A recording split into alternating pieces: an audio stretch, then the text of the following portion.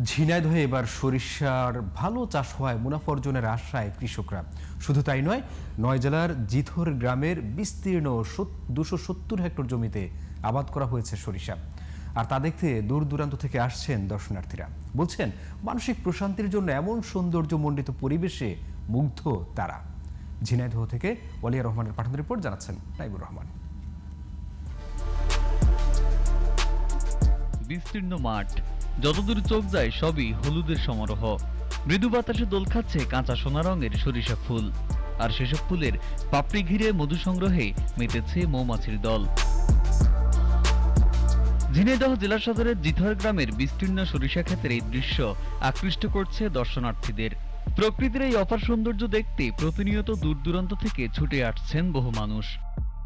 এখানে না আসলে বুঝতেই পারতাম না সরিষার কি একটা সুবাস। এখানে আমি দর্শনার্থী হিসেবে ঘুরতে এসে জিনিসটা উপভোগ করছি। মাগুরা জেলা থেকে আসছি, বন্ধু বান্ধব ছোট ভাই বড় ভাই মিলে আমরা সরিষা ক্ষেত দেখতে আসছি। মাঠকে মাঠ সরিষা খুবই সুন্দর লাগছে। সরিষার ফলনেও লাভের আশা করছেন কৃষকেরা। এই চাষে ভোজ্য তেলের চাহিদা মেটাবে বলেও আশা তাদের। আমাদের 1 বিঘা সরিষা বুনতে খরচ আসে 5 থেকে 6 হাজার টাকা এবং এভারেজ প্রতি বিঘায় 8-10 মণ সরিষা হয়।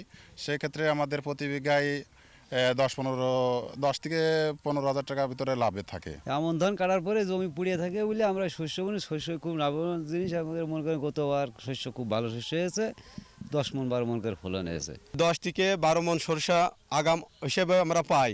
এর বাজার মূল্য 20 থেকে 25 হাজার টাকা খরচা বাদে আমরা লাভবান হিসেবে পেয়ে থাকি। সরিষার আবাদ বাড়াতে কৃষকদের সব ধরনের কারিগরি সহযোগিতা দেওয়ার কথা জানান উপজেলা কৃষি কর্মকর্তা।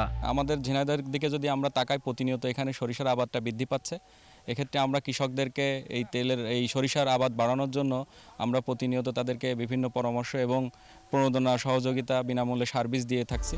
চলতি মৌসুমে জেলায় প্রায় 13,391 হেক্টর জমিতে চাষ হয়েছে সরিষা। Naimur Rahman, GTV news.